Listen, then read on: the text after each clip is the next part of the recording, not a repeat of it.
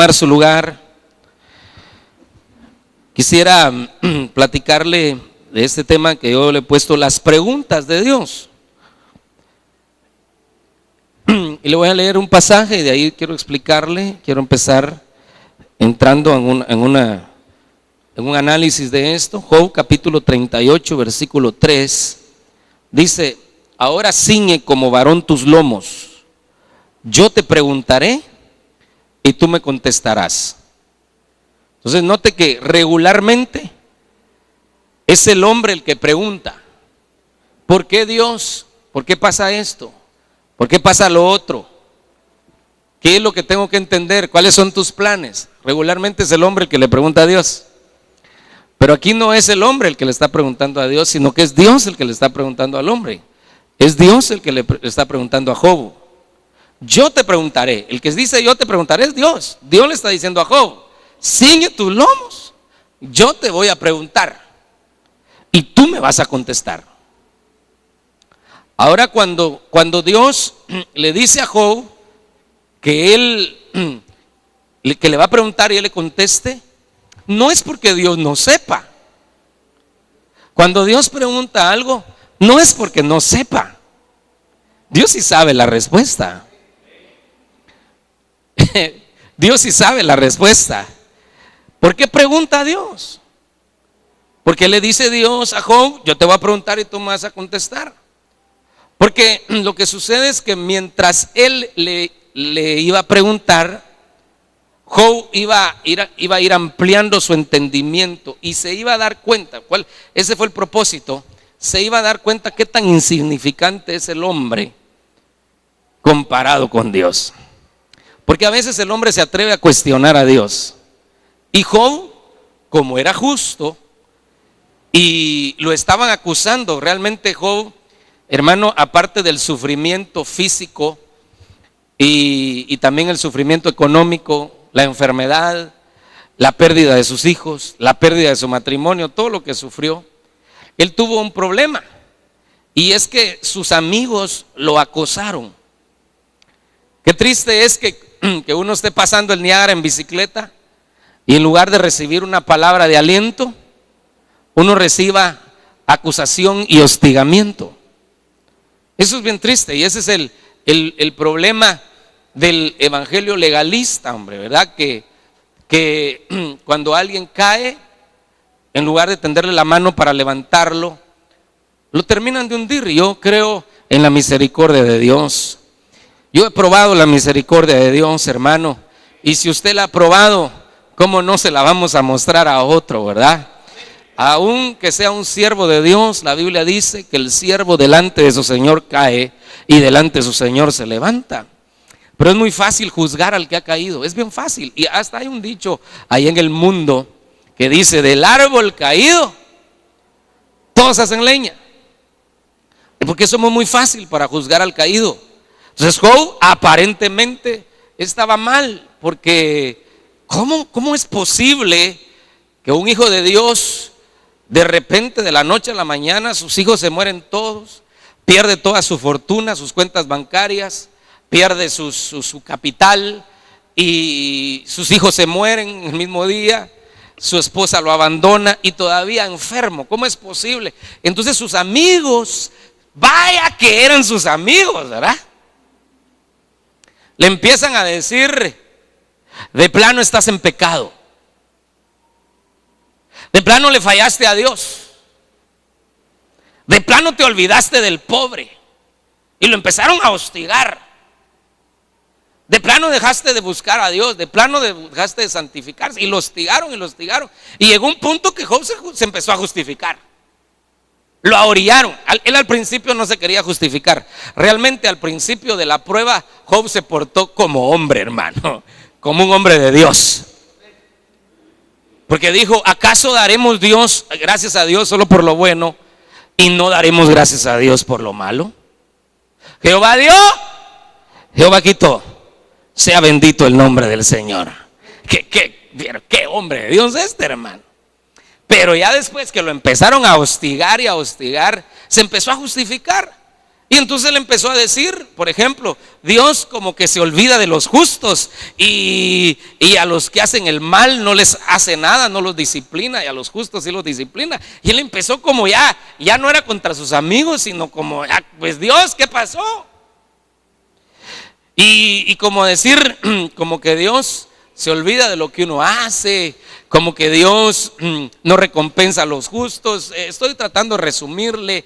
Y de alguna manera esa justificación empezó a él a ponerse tan justo y como a decirle: Dios, no merezco esto, soy demasiado justo como para merecer esto.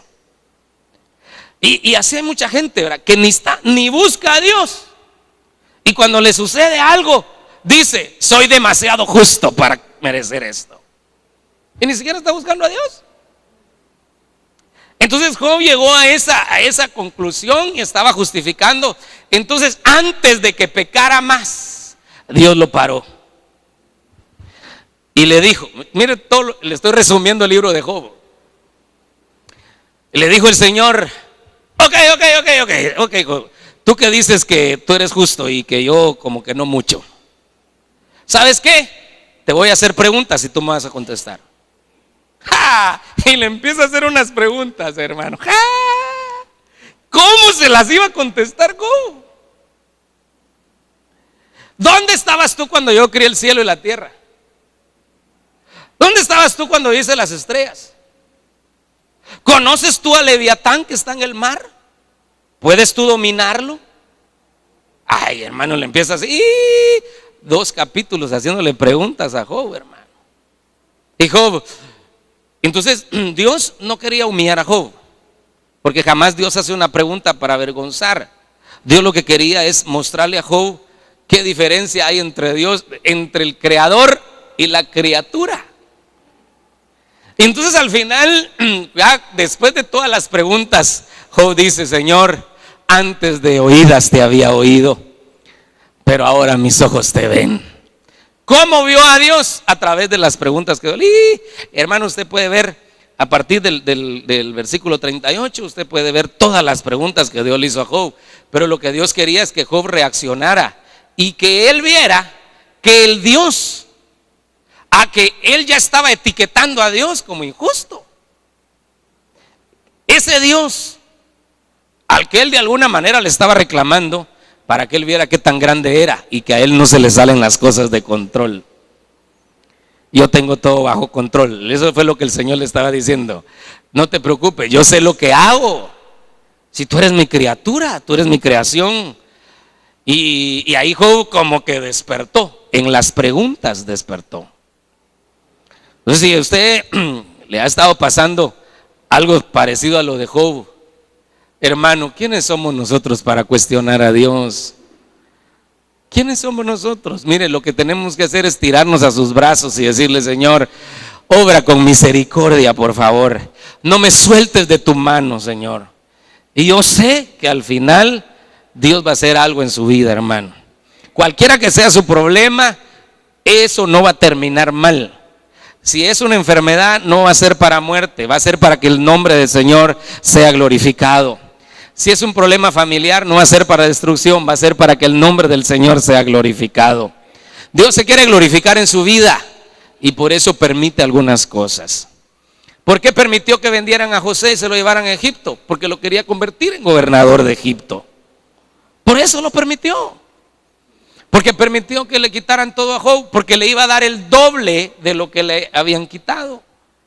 Pero en el momento de la prueba uno sucumbe y quiere cuestionar a Dios. Y en las preguntas de Dios, Dios se manifestó a Job y Job dejó de cuestionarlo. Dijo: Señor, ahora te conozco que todo lo puedes, que mis pensamientos no te pueden comprender. Me arrepiento en polvo y ceniza. Eso es lo que Job dice. Pero ¿por qué se arrepintió si era justo? Si era justo, pero llegó un momento que puso en duda la justicia de Dios. No puede haber un hombre tan justo que pueda poner en duda la justicia de Dios. Tremendo eso, hermano. Entonces, ¿cómo hizo volver Dios a Job? ¿Cómo lo hizo volver en sí? Con preguntas. Con preguntas. Entonces yo quiero que veamos algunos casos donde Dios también hace preguntas, para que uno vuelva en sí, para que uno reaccione. Antes de contestarle a Dios, que uno se mire hacia adentro y dice, porque hermano, perdone, a Dios no le puede contestar uno cualquier tontería. Si Dios le hace una pregunta a uno, ¡ja!, uno tiene que ponerse bien los pantalones antes de contestar. Si eso es lo que el Señor le está diciendo a Job ahí. Mire, no es un examen del básico. Vos decime, ¿qué contesto aquí? ¿Verdad? Nadie más puede contestar por usted, ni su cónyuge, ni sus hijos, ni sus papás.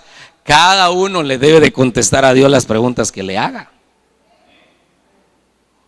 Muy bien, mire este mismo versículo, pero en dos versiones diferentes. Es el mismo versículo. Y ahorita voy a entrar a ver otras preguntas. Muéstrame ahora tu valentía, le dice el Señor a Job, ¿verdad? Es el mismo versículo. Y respóndeme a estas preguntas.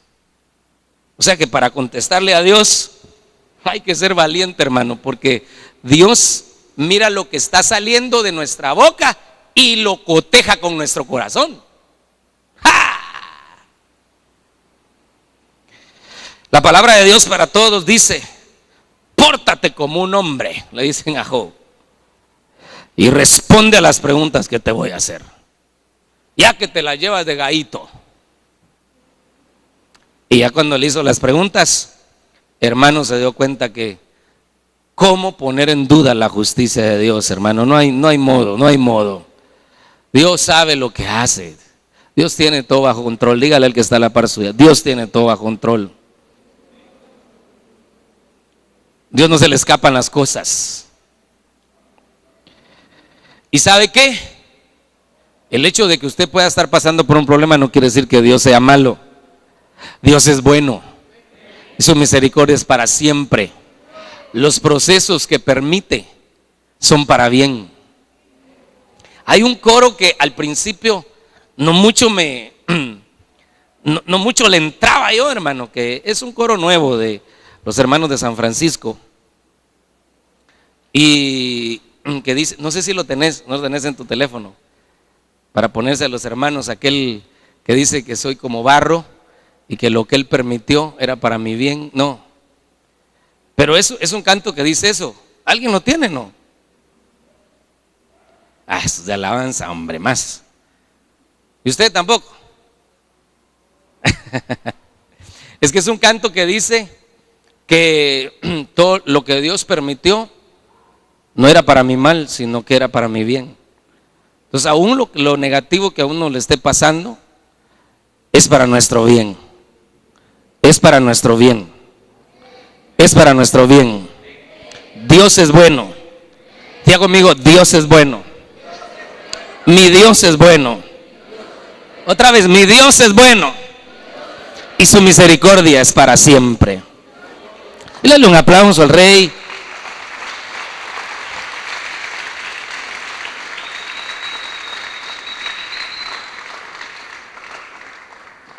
Entonces miremos algunas preguntas de Dios. Hay muchas en la Biblia a diferentes personajes, ¿verdad? Pero hay algunas que han estado moviendo mi corazón. Esta es una de la que he hablado algunas veces. Génesis 3:10. Y él respondió. O sea que ya le había hecho una pregunta a Dios a Adán. Aquí es cuando Adán falló. Entonces Dios le dice a Adán: ¿dónde estás? Y él respondió: oí tu voz en el huerto y tuve miedo, porque estaba desnudo y me escondí. Y Dios le dijo: ¿quién te enseñó que estabas desnudo? ¿Has comido del árbol de que yo te mandé que no comieras? Entonces aquí hay dos preguntas, pero yo quiero centrarme en esta. ¿Quién te enseñó? ¿Quién te enseñó? Esa es una pregunta de Dios. ¿Por qué Adán ahora se está escondiendo de Dios? en lugar de buscar a Dios. El Adán que tenía comunión con Dios, ¿por qué ahora se está escondiendo de él? ¿Quién le enseñó? ¿Quién te enseñó? ¿Quién te enseñó que te tienes que esconder? ¿Quién te enseñó que estabas desnudo? ¿Dónde estás aprendiendo esto? Entonces, mire hermano, el huerto Dios se los había entregado, a ellos no les había costado nada. Esto es bien importante. Quiero hacer un paréntesis ahí. Cuando Dios da una bendición, no es para que nosotros despilfarremos ni una bendición espiritual ni una bendición material. Una bendición espiritual no es para andar haciendo alardes. Una bendición espiritual no es para comerciar. Un don que Dios regale no es para humillar a otros. Yo soy profeta, así que usted me hace los mandados. No.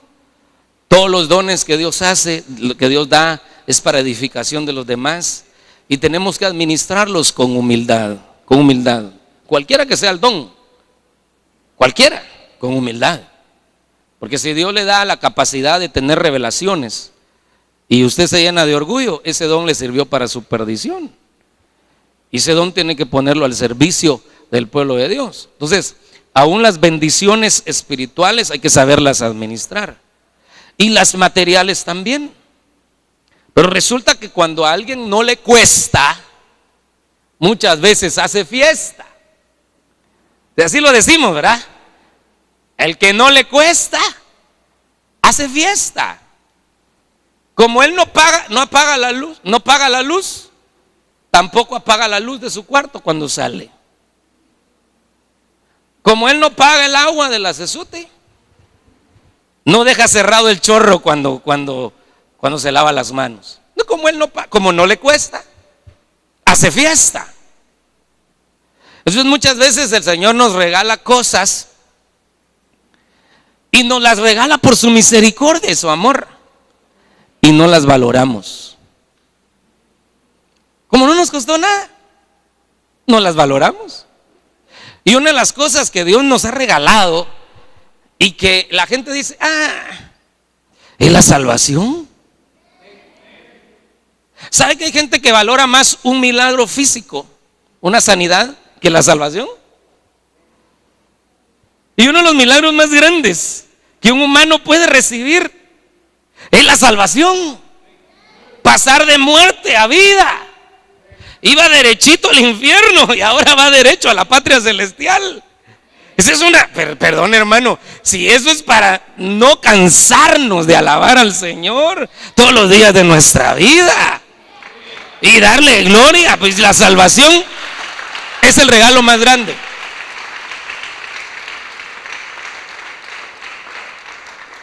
Se lo voy a poner de esta manera: si entra alguien en silla de ruedas buscando que Dios le devuelva sus pies y que pueda caminar, pues amén, vamos a orar y vamos a confiar, porque nosotros sabemos que Dios lo puede hacer.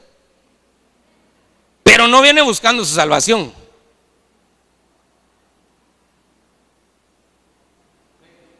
¿Qué va a pasar si Dios lo sana y él no se arrepiente? ¿Qué va a pasar? Se va a ir al infierno. Sano, pero al infierno. ¿Y qué pasa si Dios no lo sana, pero él se arrepiente y recibe a Cristo en su corazón? Ay hermano, pero Dios no lo puede sanar. Sí lo puede sanar. Dios puede, diga conmigo, Dios puede. Pero él sabe lo que hace. ¿Cuándo lo hace? ¿Por qué lo hace? Porque todo lo que él hace, lo hace con propósito. Entonces, se arrepiente, es salvo, lo bautizamos, ahí miramos cómo lo bautizamos. Dios no lo sana. Yo se le decía, Dios no lo sanó. Ay, Dios no lo sanó, pero lo salvó. Ya en la patria celestial lo vamos a ver danzando, saltando, gozándose juntamente con nosotros de la salvación. Pero ¿sabe qué? la gente le valora muy poco la salvación porque no cuesta nada. Lo único que tenemos que hacer es creer y recibir a Cristo en nuestro corazón. Él lo hizo todo en la cruz del Calvario. Entonces, Adán y Eva no valoraron lo que Dios les había dado. Como no les había costado, no lo valoraron. Y fácilmente se atrevieron a desafiar a Dios. ¿Pero por qué se atrevieron a eso? Porque empezaron a oír doctrinas extrañas. Hoy no quiero hablar de doctrina, hoy no es una noche de doctrina, pero esto ha aplicado a la doctrina, ¿verdad? ¿Y por qué ahora andas diciendo sanación en lugar de sanidad? ¿A quién estás escuchando que diga sanación? La palabra sanación no existe en la Biblia, es sanidad. ¿A quién escuchaste? ¿Y por qué ahora andas hablando de que hagamos pacto, que traigas tu ofrenda de 1,000 pesos? ¿A quién escuchaste? ¿De dónde te sacaste eso? Por eso es necesario que el pueblo se recuerde de un principio. Dice la Biblia: la oveja oye la voz de su pastor y le sigue. Y constantemente yo le he dicho: hermano, si yo soy su pastor, bienvenido. Lo recibimos con un fuerte abrazo. Pero si para usted yo no soy su pastor, pues entonces hay que buscar quién es, ¿verdad? Porque tiene que oír a su pastor. Y no puede ser que ando de campaña en campaña, que alegre las campañas. Sí, de campaña en campaña se va a encontrar con la serpiente. Y va a empezar a oír algo que no tiene que oír.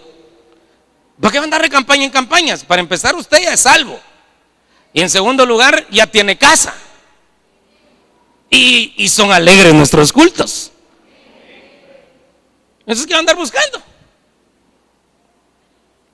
¿Quién te enseñó? Diga que a la par suya, el que está a la par suya, ¿quién te enseñó?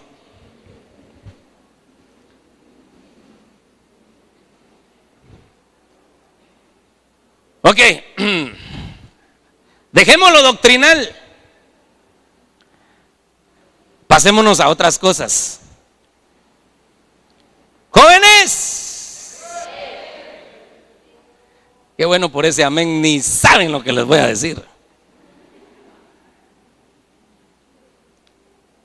¿Quién le enseñó a la juventud que de 13 años ya se puede tener novia? ¿Quién le enseña eso a nuestros jóvenes? Yo eso le explicaba ayer a los jóvenes y les digo: ¿cuál es la edad para tener novia o novio? Bueno, novio la mujer y novia el hombre, ¿verdad? Desde el principio, dice la Biblia, varón y hembra los creó. Dejará el hombre a su padre y su madre y se unirá a su mujer. Está claro, ¿verdad? La Biblia sí se entiende. Muy bien. ¿Cuál es la edad para tener novio? Eso lo hablamos. ¿Quiénes fueron ayer al retiro? ¿Cuál es la edad?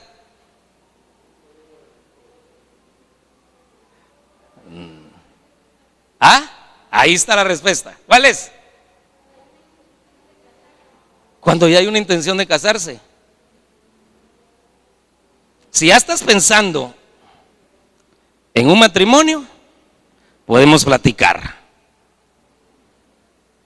Si no estás pensando en un matrimonio, ¿y para qué vas a tener novia? Es que mis compañeros quieren. Ellos te están enseñando. La presión de grupo, ¿verdad? Vos no tenés novia. No seas aguacate, hombre, ¿verdad? ¿Quién te enseñó? ¿Quién te enseña? ¿Quién te enseñó? Hoy, mire, pues voy a abarcar varios puntos aquí, hombre. El tiempo, ¿verdad? El tiempo, Dios mío. Son 8 preguntas y voy por la primera.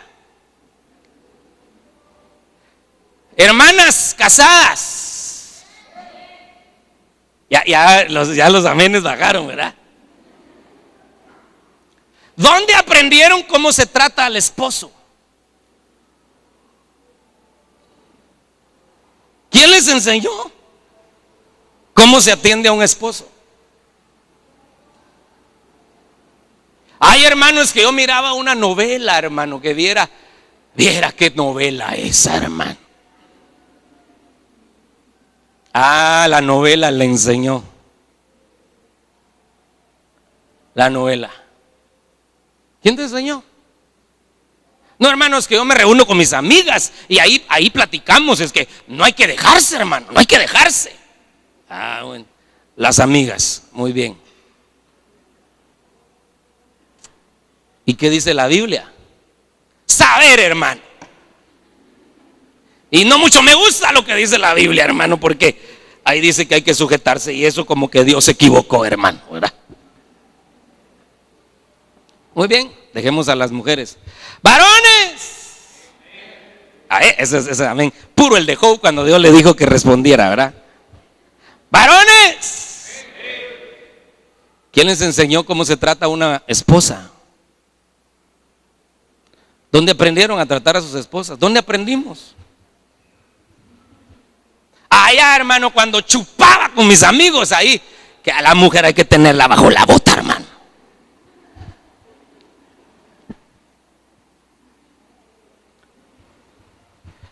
Entonces, cuando uno tiene actitudes que Dios dice, pero eso, ¿y este por qué se está comportando así?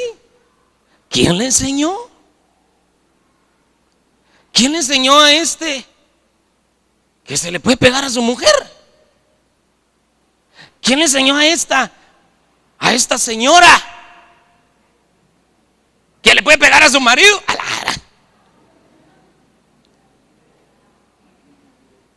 ¿Quién le enseñó a estos güiritos de 12 años a tener novia? ¿Quién les enseñó? Entonces, nuestra conducta, y ese es el principio que quiero dejarle. Ese es un principio. Aquí podemos ir, solo en este versículo me puedo quedar. Pero yo quiero sacar un principio. Nuestra conducta está basada en lo que hemos aprendido. Y hay que revisar dónde y de quién lo hemos aprendido. Y si no aprendimos correctamente, hay que reaprender.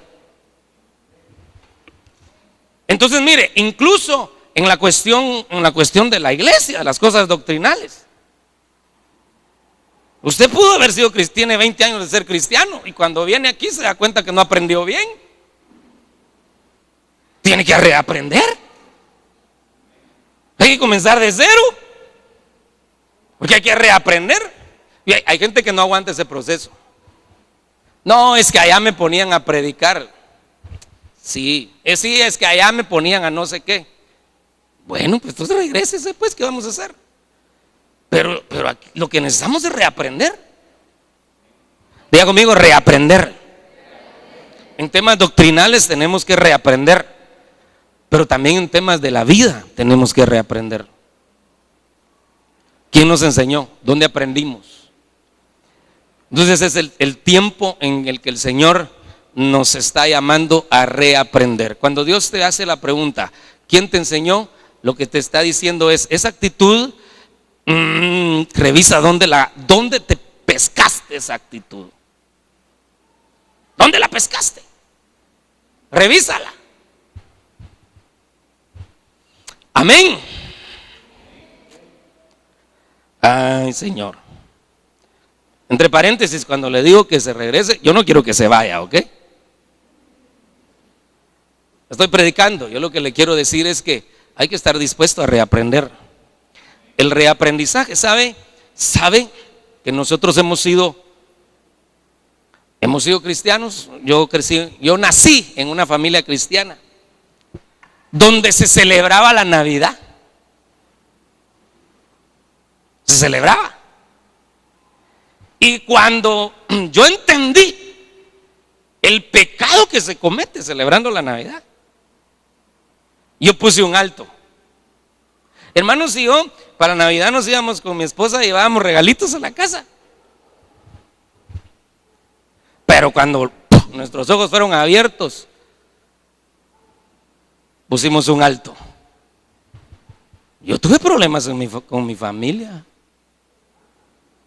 Mi mamá me decía, no, ya no se acuerda, ni para Navidad nos visita. No, bien, ahí vamos a visitar otro día, pero la Navidad no. Pero entonces éramos una familia cristiana, nacimos en el Evangelio, pero tuvimos que aprender a desechar algunas cosas que no estaban bien. Y años de ser cristianos. Años. Hay que reaprender. Revisa si la forma en la que te conduces en tu vida, tu trabajo, en tu casa, esa forma la aprendiste de la manera correcta, en el lugar correcto, de la persona correcta. Eso es lo que el Señor dice. ¿Quién te enseñó? Revisa eso. Y si no, tienes que ir delante del Señor y decirle: Señor, quiero aprender, quiero reaprender. Quiero botar el conocimiento que tenía, que estaba equivocado, y aprender de nuevo. Esa humildad, ¿sabe dónde la encuentro yo? En aquel escriba maestro de la ley que se llamaba Nicodemo. Nicodemo era un maestro de la ley muy respetado entre los judíos, pero tuvo la humildad de ir ante el Señor Jesús y decirle: Señor, yo quiero que me expliques, por favor, no entiendo, Señor. A mí me enseñaron la ley de una forma y mira que mi cabeza no quiere entender lo que tú enseñas. Y se fue con una humildad y el Señor le explicó, pero tuvo que tener esa humildad. Y mire, cuando el Señor Jesús murió, ninguno de los 12 apóstoles se atrevió a ir a pedir el cuerpo del Señor Jesús para sepultarlo. ¿Dónde estaban los 12 apóstoles? Saber dónde andaban escondidos, hermano. Pero Nicodemo y José de Arimatea se atrevieron a ir a pedir el cuerpo de Cristo. Entonces el punto es que habían entendido, habían desechado su conocimiento de la ley y habían querido avanzar a un nuevo conocimiento. Puede ser que los problemas de un matrimonio sean porque no se ha querido desechar el molde de la casa anterior. Pero era una casa con mucho respeto para sus padres. Si no conocían al Señor, era una casa de impíos. Pues habría que revisar si la forma en la que ellos llevaban su hogar era la correcta. ¿Sí me estoy dando a entender? ¿Quién te enseñó? ¿Quién te enseñó a ver cosas en el internet? ¿Quién te enseñó a decir palabras que no harán a Dios? ¿Quién te enseñó? Muy bien, primera pregunta. El pueblo de Dios en este año, la revelación, tiene que revisar lo que ha aprendido y revisar lo que no se ha aprendido bien y reaprender. Amén. Muy bien, sigamos. Juan 6:66. Mire qué numerito, ¿eh? 666.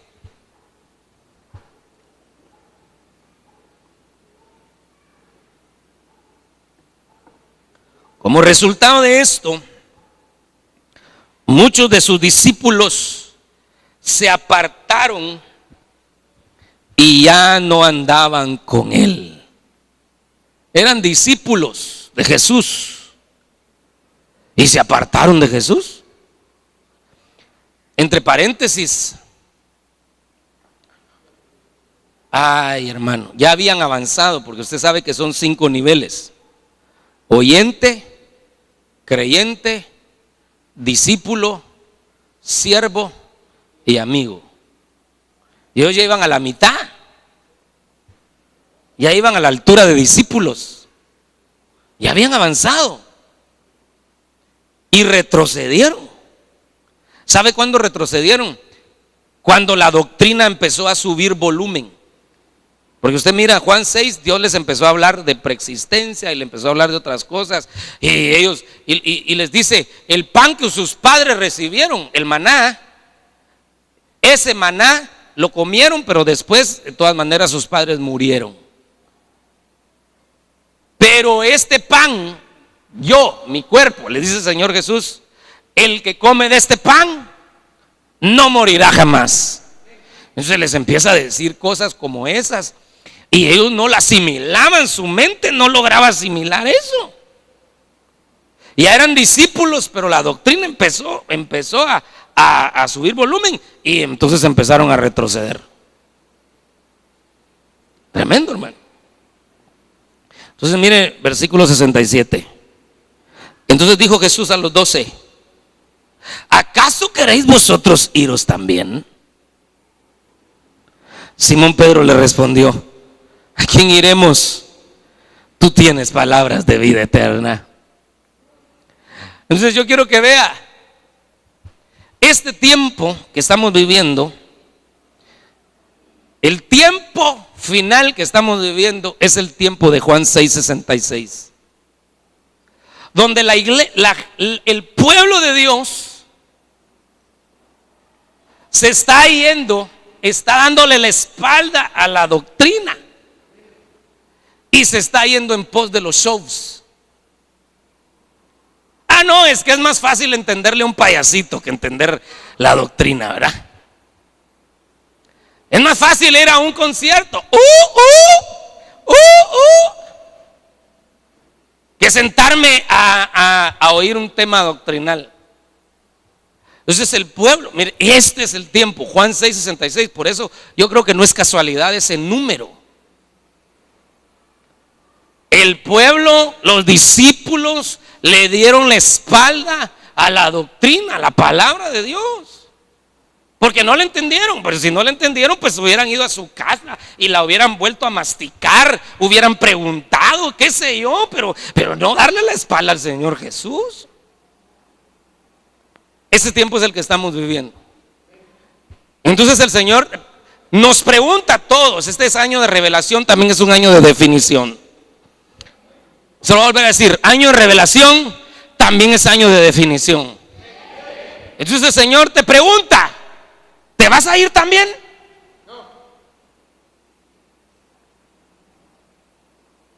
¿Te vas a ir también o vas a avanzar y vas a decir: no, Señor, yo quiero entender lo que no puedo entender, por favor, yo voy a orar? Porque mire, hermano, por el amor de Dios, las cosas espirituales no se pueden entender con una mente carnal. Entonces puede ser que algo no se entienda porque uno también anda mero carnalote, hombre. Silencio en la sala. Peor si lo ofendí, hermano, perdone, no lo quiero ofender. Cualquier parecido es pura coincidencia. Yo no quiero machucar ningún callo. Estoy contento, agradecido con Dios por lo que Dios ha estado haciendo, hermano. Y siento que Dios está en este lugar, su presencia está en esta casa. Me siento bien predicando así. ¿Y quién soy yo para ofenderlo? Yo no lo quiero ofender. Yo solo lo que le quiero decir, que la Biblia dice que las cosas del Espíritu no se entienden con la mente carnal. Entonces que a veces hay que orar y decirle: Señor, eso no lo entiendo, pero yo quiero avanzar, yo no me quiero detener. La pregunta, por favor, no me va a responder, y gloria a Dios por esa respuesta tan calidad que recibimos. Pero si quiere después, ahorita no me va a responder. ¿Te quieres ir tú también detrás del evangelio de la prosperidad? Porque se oye bonito tener mansiones y carros últimos modelos. ¿Te quieres ir en pos de profetas que no se sabe de dónde vienen, pero que tienen un pico de oro? ¿Te quieres ir en pos de shows, de entretenimiento? ¿Te quieres ir en pos de modas cristianas? ¿O prefieres decirle: Señor, yo quiero entender más de tu palabra? De tu palabra. Y entonces el Señor les dice a sus discípulos, entre paréntesis, mire, a un pastor lo ponen en aprietos si la iglesia si los hermanos empiezan a ir. Y más cuando se van. Ay, hermano, mire, que a un pastor le digan: fíjese, hermano, que me voy de esta iglesia porque yo no le entiendo cuando usted predica, hermano. Me duermo cuando usted predica. Me aburre cuando usted predica. Y usted se va. Imagínese cómo se queda uno de pastor, ¿va? Pues uno se queda más tranquilo cuando alguien le dice a uno: pastor, me voy porque me trasladaron de mi trabajo. Pastor, me voy por tal cosa. Entonces uno se queda medio tranquilo. Pero alguien le dice: me voy porque no entiendo. Uno se pone en qué pensar, hermano.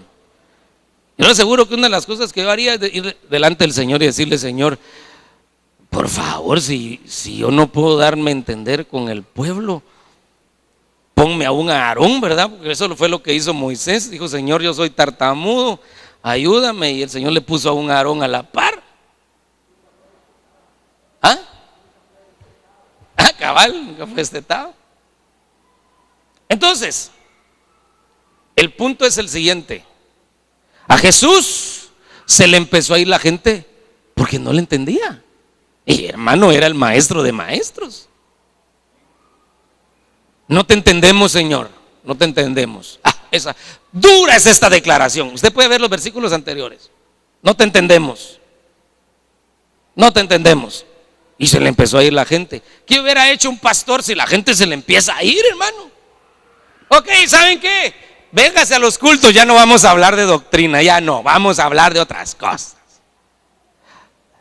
10 pasos para ser millonario.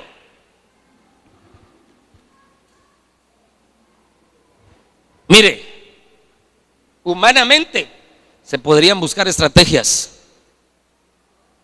pero esas estrategias llegarían a ser un desafío al plan de Dios. Entonces el Señor, en lugar de ponerse: ay, se me está yendo la gente, le digo: ¿y ustedes también se quieren ir? Eso les preguntó. Entonces Jesús dijo a los 12: ¿acaso queréis vosotros iros también? Y Simón Pedro le respondió: ¿a quién iremos? Tú tienes palabras de vida eterna. Ellos habían entendido que cada vez que Dios hablaba, su corazón palpitaba. Cada vez que Dios hablaba, ellos eran transformados.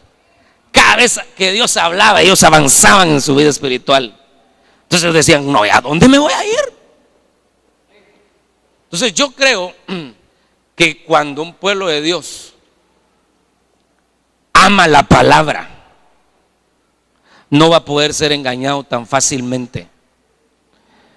Así que Dios nos ayude a amar la palabra cada día más, ¿verdad? Y le quiero decir: no se vaya. Esta pregunta es solo para que revisemos.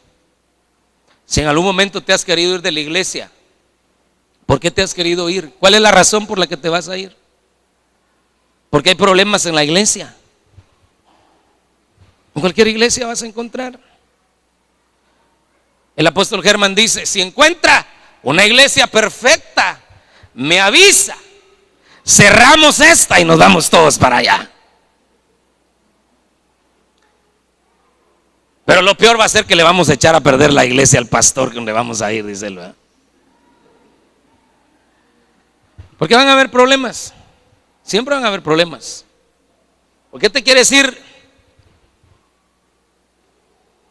No te vayas. Dígale que está en la par suya: ni pienses en irte. Si Dios te tiene aquí, es para bendecirte.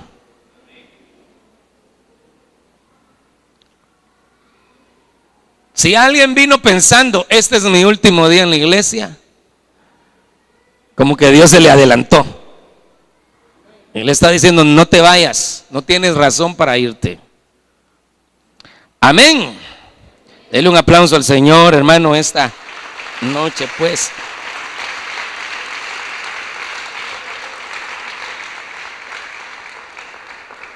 Jeremías 1:11. Mire qué bonito ese número: 111. Vino entonces a mí la palabra del Señor diciendo: ¿qué ves tú, Jeremías?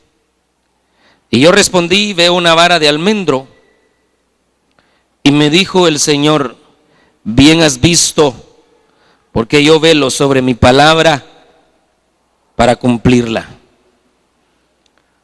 ¿Por qué Dios le preguntó a Jeremías qué miraba?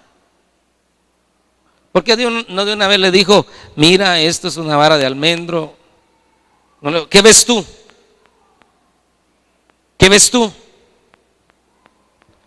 Entonces, en este año la revelación, en algún momento el Señor se te va a aparecer y te va a preguntar: ¿qué ves tú?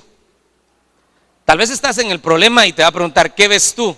Ah, Señor, yo lo que miro es que la cosa aquí no camina, que no se arregla, que mi matrimonio, Señor, va derechito al barranco, Señor. Ah, eso es lo que tú miras. Porque lo que el Señor quiere asegurarse es que nosotros miremos lo que Él quiere que miremos. No que miremos según nuestras circunstancias, sino que miremos de acuerdo a la fe. Tenemos que usar los ojos del Espíritu, los ojos de la fe, para ver cómo Dios quiere que miremos. ¿Qué ves tú? Yo veo que mis hijos ya no tienen remedio. ¿Eso miras tú? Y entonces el Señor te va a decir: ¿sabes qué veo yo? Que uno de esos tus hijos que tú dices que no tienen remedio es un ministro. Él está viendo algo que tú no miras. ¿Sabe qué veo yo? Que ese tu matrimonio que dice que va al barranco, ese matrimonio es el que yo quiero usar para bendecir a otros matrimonios.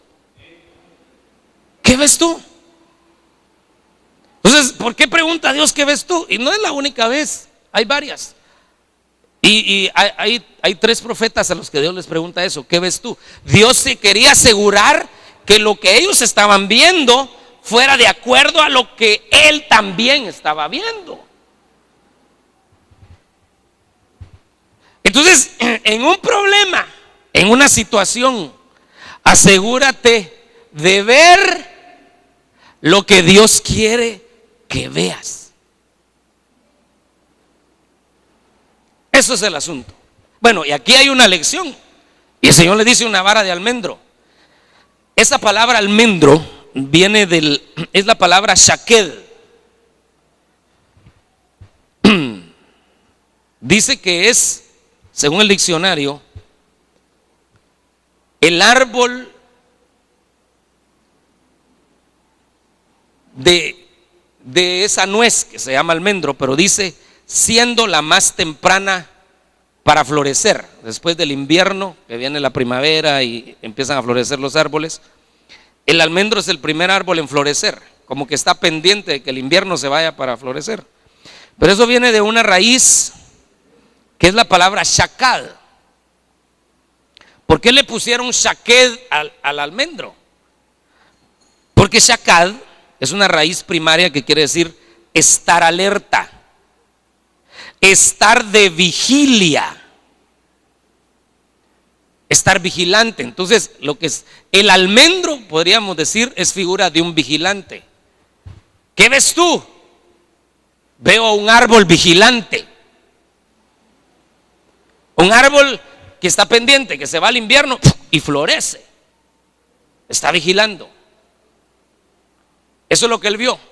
Y entonces el Señor le dice: me dijo el Señor: bien has visto, porque yo velo. Mire, ¿por qué el almendro? Yo velo sobre mi palabra para cumplirla. Entonces déjenme terminar de explicarles esta pregunta. ¿Qué ves tú? Yo veo que tú no te olvidas de tus promesas y que cumples tu palabra. El Señor le dijo: bien has dicho, porque yo velo sobre mi palabra para cumplirla. Cuando tengas un problema, acuérdate de esta pregunta: ¿qué ves tú? Ay, yo veo, hermano, que Dios se olvidó de mí. No, eso no es cierto. Tú tienes que ver que Dios vela sobre su palabra para cumplirla. Si Dios te ha hecho promesas, Dios no se ha olvidado de esas promesas.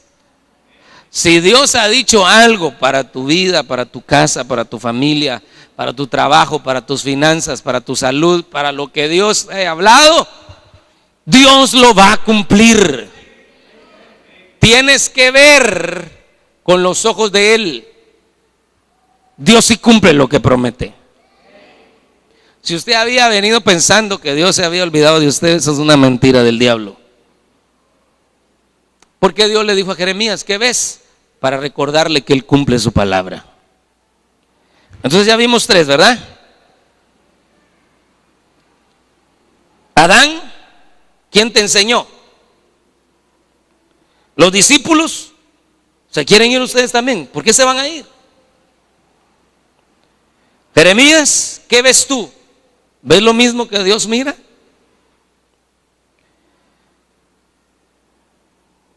Génesis 4:9. ¿Cuánto tiempo llevo? Excelente, excelente. Ya, voy terminando. Entonces el Señor dijo a Caín, ¿dónde está tu hermano Abel? Y él respondió, no sé. Mire, y Caín sí sabía. Caín sí sabía. No sé. ¿Soy acaso guardián de mi hermano?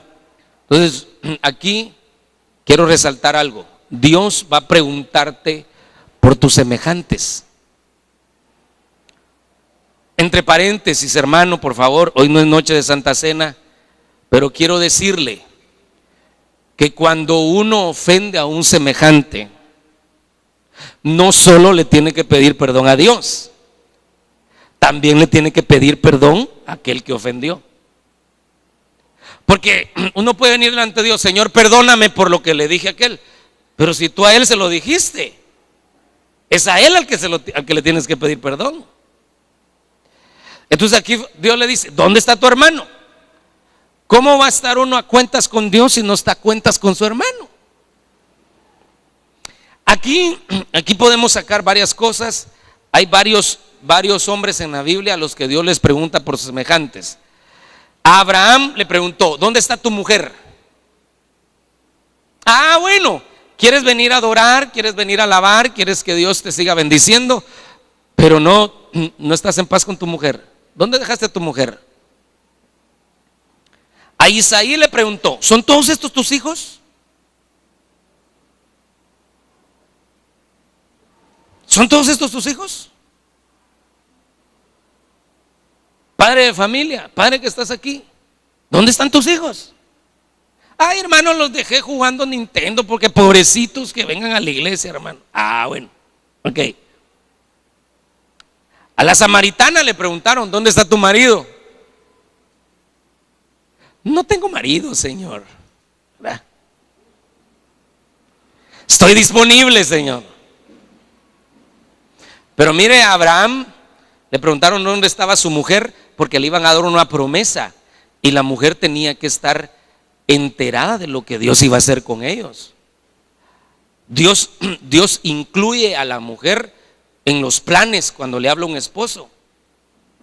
Fíjese que cuando yo me iba a dedicar a tiempo completo, una de las preguntas que me hizo mi apóstol fue, ¿y qué dice tu esposa? Ay, mi esposa, hermano, ya platicamos y ella dice que cuando Dios diga amén, entonces entrale pues. Pero ¿por qué me preguntó? ¿Por qué mi apóstol tomó en cuenta a mi esposa? Porque Dios tomó en cuenta a la esposa. Entonces Abraham le iba a dar una promesa, de aquí a un año vas a tener al hijo que tanto has esperado, pero quiero que tu esposa oiga la promesa. Pero en el caso de la samaritana, cuando le pregunta por su marido, no le preguntó por lo mismo, sino que le preguntó para ministrarla, para liberarla, porque ella era promiscua, no podía ser mujer de un solo hombre, ya llevaba 5, ya estaba por el sexto, iba allá, hermano. Y necesitaba una liberación. Entonces le preguntó para liberarla. Y ahí uno saca principios. Cuando se va a liberar a una persona, a veces hay que hacer preguntas, ¿no? Tremendo eso, hermano. Entonces, bueno, el punto es, te va a preguntar por tus semejantes, te va a preguntar por tu esposa, cómo está la relación con tu esposa, con tus hijos, con tus hermanos, cómo está, estás tratando de estar a cuentas con ellos. Da gloria a Dios todavía, hermano. Muy bien, ya no me da tiempo ver los otros, solo le voy a dar las citas para que usted las analice en su casa, si usted quiere darle seguimiento. Primera Reyes 19:9. Ahí le preguntan a Elías, ¿qué haces aquí? ¿Qué haces aquí? Este no es tu lugar. ¿Qué haces metido ahí con esos tus cuates? ¿Qué haces metido en esos negocios? ¿Qué haces ahí? Bueno, Marcos 10:50. Le preguntan al ciego, ¿qué deseas que haga por ti? Si Dios le preguntara a usted, ¿qué deseas que haga por ti? ¿Qué respondería? ¿Qué le pediría a Dios? Juan 21:15. Si me ayudan con el piano, por favor. ¿Me amas más que estos? ¡Jala! ¿Qué pregunta esa, hermano? ¿Me amas más que estos? Y Juan 18:7. ¿A quién buscáis? Quiero terminar con ¿verdad? Que ese es el último que le estoy dando. Mientras nos ayudan ahí con el piano. ¿A quién busca usted? ¿A quién busca? Eso es bien importante, porque algo que nos va a ayudar a mantenernos firmes en la fe es que estemos bien claros a quién buscamos. Nosotros nos sentimos felices de la casa que tenemos, que es Ebenezer. ¿Cuántos se sienten felices por eso? Pero no seguimos Ebenezer. Nosotros seguimos a Jesucristo. Y la casa espiritual que Dios permite para cuidarnos y edificarnos es Ebenezer. Pero nosotros seguimos a Jesucristo. Diga conmigo, yo sigo a Jesucristo. ¿A quién buscamos? ¿A quién buscas?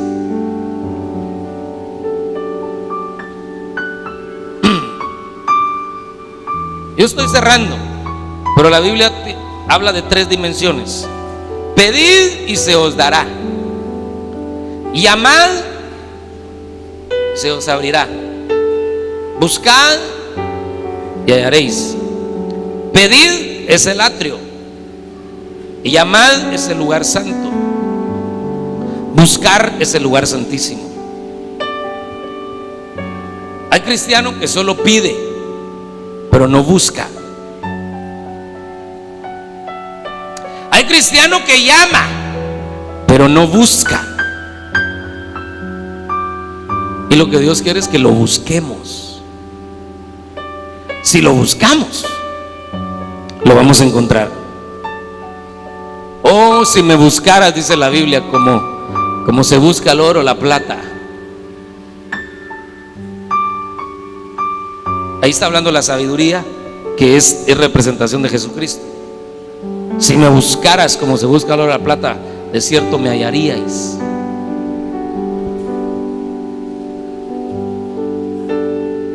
Si usted y yo de verdad estamos buscando a Jesucristo, no nos va a sacudir cualquiera. Hay gente que rápido se enfría, rápido se desanima porque busca al hombre.